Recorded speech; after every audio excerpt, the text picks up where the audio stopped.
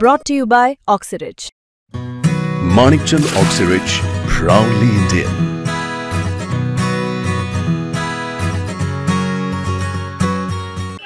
आजचा व्हिडिओ सुरू करताना आणि या मुलाखतीच्या सुरुवातीला मला बिलकुल इंट्रोडक्शन द्यायची गरज वाटत नाहीये. थेट सुरुवात करू. कसं काय पाटील? शेवटी मराठे अन्यायाच्या विरुद्ध लढणार, विजय घेणार. आधी स्वाभिमान जातीचं अस्तित्व टिकवण्यातच मराठा लढतो, त्याला मराठा म्हणते. राजकारण फिजकारण होत राहतं. एका शब्दाखातर त्या कॉर्नर पर्यंत फुल झालं. त्या कॉर्नर पर्यंत स्थानिकच्या लोकांनी आलेली वेगळी तिथं तपासच लागा ना कुठं कोण येतं किती घेत.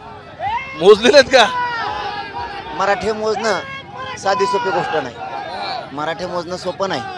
फक्त समाजाची लढाई करताना इमानदारी पैदाच लागते. समाज काही करायला तयार.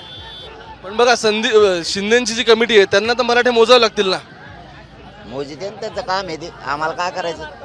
आमची मागणी आहे, त्याच्यावर आम्ही ठाम आहेत. आम्ही उद्या आंदोलन 10 वाजता करणार. आम्ही आमच्यावर ठाम आहेत. तू माणसं मोजीत बस, ते काय मोजायचं तर मोजा. पण बघा आधी तुम्ही सगळेजण जाणार तिथपर्यंत मुंबईत धडकणार हे सगळं चाललं होतं. अचानक काय झालं की सरकारकडून तुम्हाला काय कॉल आला आणि सांगितलं का की मग आझाद मैदान असेल तर त्याचे नियम तुम्हाला फॉलो करावे लागतील, तेवढीच माणसं जाणार? आडमुटपणा मराठ्याचं कल्याण नाही होऊ द्यायचं. मराठ्याचं वाटलं कसं होईल? आडमुटपणाची भूमिका घ्यायची सरकार म्हणून आणि मराठ्यांचा द्वेष करायचा. जिवारी वार जितके करता येतील तितके मराठ्यांच्या करायचे, हे त्यांचं काम आहे. पण आम्ही क्षेत्रीय मराठी आहेत, मैदानातून माघारी पळत नसतो. मग आम्ही एकदा आता पाणी काढायचं ठरलो, त्यातून पाणीच काढणार आहोत. पण मग आता तुम्ही कालपर्यंतची भूमिका आणि आत्ता सकाळी जेव्हा शिवनेरीवर भाषण केलं त्या भूमिकेमध्ये एक फरक असा दिसतो की आता तुम्ही म्हणताय की 5,000 तर 5,000 पण आपण तिथपर्यंत पोहोचायचं. भूमिका कुठं बदलली? म्हणजे आधी सगळे जाणार होते, आता तुम्ही म्हणताय सगळ्यांनी यायची काही आवश्यकता नाही, फक्त आपापल्याने सपोर्ट करा. नाही नाही, असं म्हणलोच नाही. मी हे सांगितलं, जर कायदा त्याचे नियम पाळून करायचंय, 5,000 म्हणतात ना 5,000, बाकीचे दुसऱ्या ग्राउंडवर. म्हणजे आझाद मैदानाला 5,000, बाकी दुसरं मैदान देते ना, तिथंच बसते नाही. आम्हाला काय आझाद मैदानाला 1 काय बसला आणि 10 काय बसले. मुख्य ठिकाणी मुख्य आंदोलन सुरू आहे ना, हे डोकं लावायचं. मराठीने हे वापरायचे इथून पुढं. लोक आपला वापर करून घेतात. मग आपल्या ताबडतोब राग येण्याचा, संयम, शांततेत. मी कसा गेम केला 2 वर्षात? 58 लाख म्हणजे 3 कोटी मराठी आरक्षणात घातले. शांत राहू. तुम्हाला काय घेणं आहे? आरक्षण पाहिजे ना, ते तुम्हाला आरक्षण पाहिजे सगळ्याला. ते मैदान काय हे मैदान काय, तुम्हाला काय घेणं आहे? फक्त चला, झोपायचं, खायचं, झोपले, खाल्ले पिल्ले झोपले, टेन्शनच घ्यायचं नाही. मी आहे ना, मुंबई सोडायला का आपण? नाही. त्याच्यातून हटलो का मग 2,000 घेऊन बसू, नाही तर 5,000 घेऊन बसू. वेडा सैल नाही होणार असं. वेडा सैल नाही होणार असं. कोणचा वेडा? वेडा आता मुंबईला वेडा घालायला चालले ना सगळे. नाही वेडा कशाचा? चाललो होता. आता त्याला वेडा म्हणणार असले त्याला आम्ही काय करावं? आम्ही चाललोय. मला सांगा एक महत्वाचं, तुम्ही म्हटलं की तुमचा गैरवापर, तुमचा काय कोणाला गैरफायदा घेऊ द्यायचा नाही. राग वगैरे आल्यानंतर लोक बोलायचे. कोण लोक बोलली या सगळ्यावरती? कशावर? या सगळ्यावरती की तुमच्या राग येण्याचा किंवा मराठ्यांचा म्हणजे आपण असं म्हणू की त्यांचा अंत पाहण्यात आलाय आणि याचा मग कोणी गैरफायदा घेतला असं आहे का? ते मराठ्याचा गैरफायदाच घेतला ना आता बहुत. सत्तेसाठी फक्त मतदान, पॉम्पलेट चिटकायला, प्रचार करायला आणि यांनी पुन्हा मराठ्याच्याच विरोधात उलटायचं. आता ही सत्ता सुद्धा मराठ्यांनीच दिली. मराठ्याशिवाय सत्ता नाही येऊ शकत कुणाच्या राज्यात, कोणत्याच पक्षाची. पण मग मला सांगा, जर आता तुम्ही मतदानाचा विषय काढला, सत्तेचा विषय काढला, तर आत्ता ज्यावेळी भाजप सारखा मोठा पक्ष, ज्याचे गृहमंत्री आहेत, त्याचे स्वतःचे आता मुख्यमंत्री आहेत, आज हा पक्ष 130 आमदारांपेक्षा जास्त आमदार घेऊन लीड करतोय, हे तर ओबीसी बेस्ड राजकारण खेळलेलं दिसत आहेत. कोण ते? हा, मग मराठ्याने मतदान केलं, सत्ता आली आणि आता म्हणते ओबीसीने दिलं. ही उलटाल्यामुळं तर ही लाट उसळली. कालपासून ही लाट आहे. आता 1 दिवसाची परवानगी दिल्यापासून. म्हणजे तुम्ही देणारी एक गुणगान गाणार त्यांचं काय नाहीत का? आमचं काय म्हणणं नाही, आमचं काय पोट नाही दुखत. पण मराठा टार्गेट करून आज तो खलास करायचं काय आमचं राज्यातलं? राजकीय नेत्याचं, आमच्या अधिकाऱ्यांचं, गरीब मराठ्यांचं, शेतकऱ्याचं अस्तित्व खलास करायचं काय तुम्हाला? नोकरदार वर्गाचं खलास नाही होऊन देत आम्ही. इथं पट्ट्या बसलाय ना, यांना इमानदारीमध्ये विकत घेता येणार म्हणून ते जळत येत माझ्यावर. आणि मी जातच मोठी केलेली दाखवणार तुम्हाला. नाही पण म्हणजे मला हे म्हणायचं आहे, तुम्ही म्हणता की मराठ्यांशिवाय सरकारच येऊ शकत नाही महाराष्ट्रात, पण हे दिसतंय ना की भाजपने त्यांचे ओबीसी वोट्स कन्सोलिडेट केले, ती मतं एक गठ्ठा केली, तिथून स्वतःकडे मतदान खेचलं. आणि सगळ्यात महत्त्वाचं काय, त्यांच्यासोबत जे दोन बाकीचे होते म्हणजे एकनाथ शिंदेसोबत तुमचं आहे, अजितदादांबद्दल तुम्ही चांगलं स्तुती म्हणून उधळत असता, या लोकांना मतदान झालं ना, सगळ्यांनी मराठ्यांनी मतदान केलंय. मग आता काय झालं? तेच म्हणतोय मी त्यांना. त्यांना मराठ्यांनी सत्तेत बसवलं आहे हे दिसतं, मग काय झालंय? मी तेच म्हणतो त्यांना रोज की मराठ्याने तुम्हाला सत्तेवर बसवलंय, तर मग तुम्ही इतक्या लवकर उपकार का फेडला? ते तर फक्त आरक्षण मागते, तुम्हाला पैसे नाही मागत, पद नाही मागत. तुम्ही जे पाऊल उचलायला नको तेच उचला. आणखीन बी सांगतो, देवेंद्र फडणवीस साहेबांच्या हातातली संधी गेलेली नाही. योग्य वेळी योग्य निर्णय घ्यायची. मराठ्यांच्या आरक्षणाचा विषय मार्गी काढा. हे मराठी तुम्हाला डोक्यावर घेऊन नसते, आडमुठं वागायचं बंद करा. पण मग मला आठवतंय मागचा अध्यादेश निघाला होता, त्यावेळी हे झालं की ज्यांच्या नोंदी आहेत त्या नोंदी कन्सिडर केल्या जातील. माझ्या माहितीनुसार 56 ते 57 लाखापर्यंत तो आकडा निघाला.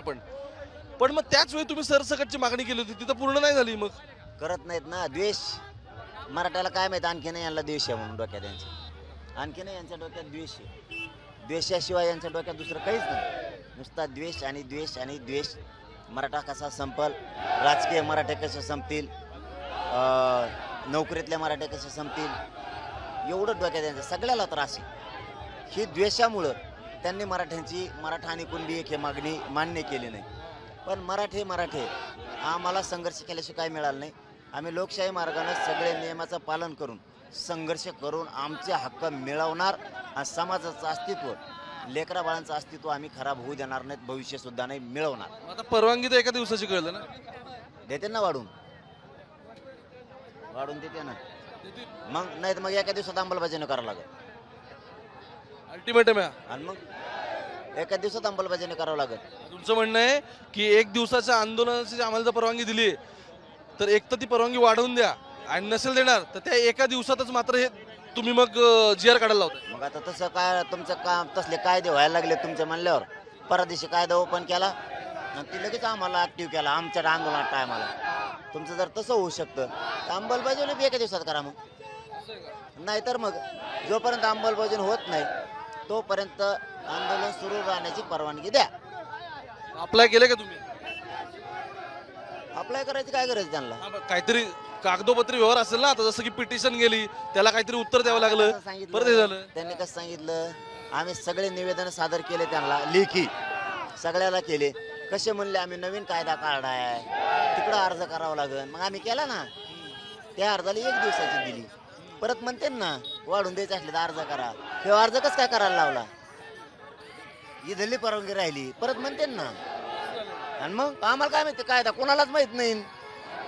आम्ही निघायच्या दिवशी कायदा पारित झालाय, हरकती नाही फरकती नाही, काही नाही. लगे लागू झाला, लगे ऍक्टिव्ह केला आणि लगे परवानगी बी त्याच्याकडे द्या. कुणाला ऑफिस सापडा ना ते कुठे, कोणत्या मंत्र्याला माहित नाही ऑफिस कुठे. आमची अख्खी रात गेली त्याच्यात, ऑफिस कुठे. सगळं ठीक आहे, मला हे सांगा, नियम बदलला, एका दिवसात पिटिशन झाली तुम्ही म्हणाला, पण मग फडणवीसांना एवढा राग काय तुमचा? आमच्या आई बहिणीचे डोके फोडण्याची गरज नव्हती. मराठ्यांना परत धमकी द्यायची गरज नव्हती. पोलिस बघून घेते. मराठ्यांचा निपात करू ही शब्द म्हणजे काय कापेणार का, गोळ्या घालणार? परत ही 1 दिवसाची परवानगी देऊन मराठ्यांच्या छातीवरती पुन्हा वार करायचे काळजात, मराठ्यांना वारंवार दुःख द्यायचं, मराठ्यांचा अपमान करायचा, हे सहनशीलतेच्या पलीकडे आहे लोकांचं. तरी पण मी समाजाला संयम धरायचं सांगतो. समाज संयम धरतो. आजही संधी गेलेली नाही. आमच्या मागणीची अंमलबजावणी करा. आयुष्यभर राजकारण तुम्ही करा. पण मग माझं असं म्हणणं आहे, मागच्या वेळी तुम्हाला आश्वासन दिलं तेव्हा एकनाथ शिंदे मुख्यमंत्री होते. मला आठवतंय तुमच्या दोघांचा त्या क्रेनवर चढलेला फोटो आठवतो दोघांचा, त्या वाशीमधला तुमचा. आता इथून पुढे तुम्ही आंबेगाव उरकून खाली मावळात शिरणार आहात. त्या लोणावळ्याच्या बैठकीत नक्की काय झालं? कारण त्याच्या आधीच्या सगळ्या बैठका समोर झाल्या होत्या. असं झालं की ती बैठक बंद दराड झाली म्हणून त्याच्याबद्दल चर्चा झाली, आणि मग गणित फिरलं कसं काय? मंत्र्याची थोडीच होती, अधिकारी होते ते म्हणले आम्ही भेटतोच भाऊ.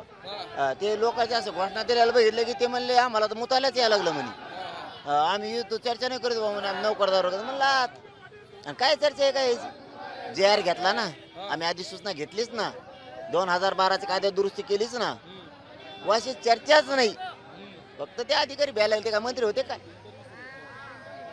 नाही, पण माझं असं म्हणणं आहे की उलट या सगळ्यामुळे एकनाथ शिंदेने तुमची फसवणूक केली असं तुम्हाला का नाही वाटत आहे? 6 महिन्याच्या नंतर आधी नाही 2012च्या कायदा दुरुस्ती करणं गरजेचं होतं 2012चा कायदा हा ओबीसी आरक्षणासाठी मराठ्यांना ओबीसीत पाहिजे आरक्षण वरचं नाही पाहिजे दुरुस्त करणं गरजेचं त्याशिवाय टिकत नाही ती योग्य वेळ 6 महिन्यात ती दुरुस्ती त्यांनी अंमलबजावणी करायला पाहिजे होती तर केली नाही तिथं फक्त फसवणूक झाली आणि ती प्रक्रिया एकदम बरोबर आहे आणि मी चुकीचं करत नाही माया मराठ्याला प्रॉब्लेम नाही त्याच्यामुळं नाव ठेवणारे नेते पक्षाचे ते ठेवणारच दलाल बुटं चाटणारे नेत्याचे माया समाजाला प्रॉब्लेम नाही ना मी इमानदार आहे त्यांचं सगळं त्यामुळे त्यांना माहिती आपलं पोरगं योग्य करतं पण मला परत प्रश्न ह्यासाठी पडतो की मुख्यमंत्री जेव्हा एकनाथ शिंदे होते तेव्हा तुमचं त्यांचं चांगलं होतं आजही हे झाल्यानंतर जर तुमची मागणी ही फुलफिल झाली नसेल तर त्यात तुमची फसवणूक झाली ना मग तेव्हाच्या मुख्यमंत्र्यांनी काम तर करू दिलं पाहिजे ना काम काम तर करू देत नाहीत शिंदेना कोणालाच नाही शिंदेलाच काय कोणालाच नाही अजय दादा सुद्धा नाही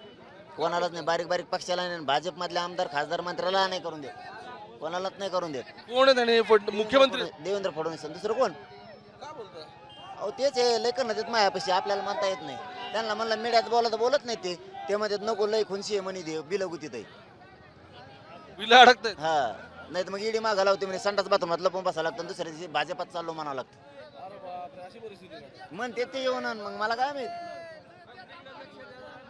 पण तुमचं म्हणजे काय शिंदेसोबत बोलणं झालं तेव्हा तुम्हाला कळलं काय नाही क्युरियस ह्याच्यासाठी की तुम्ही खूप इझिली क्लेम करता की शिंदेना कामच करू दिलं जात नाही आणि आई जणांचं ऐकत नाही अहो नाहीच करू देत कोणालाच नाही करू देत 5 कोटीच्या पुढचं कामच करू देत नाही कोणाला डायरेक्ट त्याच्याकडे फाईल जाते प्रत्येकाला ओईडी दिलाय प्रत्येकाला मित्र जर एखादा केलाय तर मित्रावर आज विश्वास कशाला दाखवायचा सगळेच तसे आहेत आजी दादाची तीच फजिती आहे बारीक बारीक पक्षाचा कार्यक्रमात लावून टाकला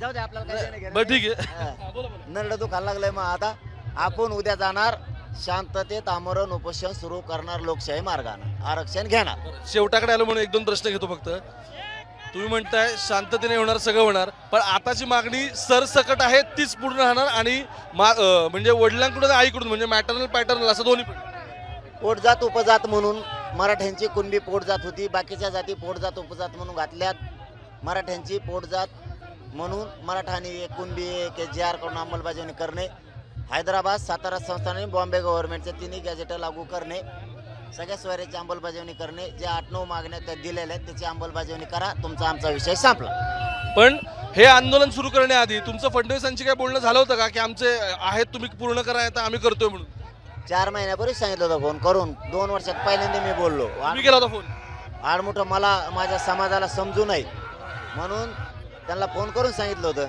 26 ऑगस्टच्या आत आमच्या मागणीची अंमलबजावणी करा आम्हाला मुंबईला यायचं नाही केलं चाललो मुंबईला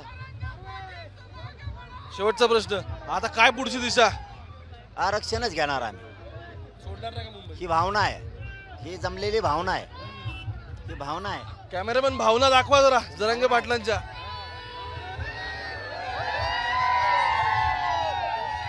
हे पैसे देऊ नाही येत नाहीत नोटा दिल्या प्यायला दिलं तरी येत नाहीत जातवान अस्सल खानदानी आवला ते रस्त्यावर आली याला ओरिजिनल अस्सल मराठी म्हणते आणखीन पुढं पुढं लई आहे सगळ्या मराठी येणार एकदा पण असं म्हटलं होतं की यंदा काय गर्दी फारशी होणार नाही वगैरे आणि हे काय तुम्हाला त्या टोकाबोत दिसतंय ना त्या डोंगराच्या झाला फुल भरला की हायवे मग आणखीन यायचे 7 कोटी लय तिकडे जर पोराला हाणलं फिरलं गोळ्या फिळ्या काही घातल्या पडून भीती वाटते तुम्हाला की असं होऊ शकतं कारण अंतरावलीसाठी तेच चालू हो घालू शकतो गोळ्या कोण देवेंद्र फडणवीस गोळ्या घालू शकतो ना मी गोळ्या घालू शकतो हा मी गोळ्या घ्यायला तयार आहे छातीवर मरायला बलिदान द्यायला तयार आहे समाजासाठी पण पैसे आणि पद घ्यायला मॅनेज व्हायला मी तयार नाही हा समाजाच्याच लेकराला मला मोठं करायचं जातच मला उंचीवर न्यायची त्यासाठी बलिदान द्यायला मी तयार आहे आपण काय टेन्शन नाही घेत बाकीचं 7 कोटी येणार आहेत एकदा ताकद दाखवायला पुन्हा मुंबईला चलो धन्यवाद खूप खूप धन्यवाद तुमचे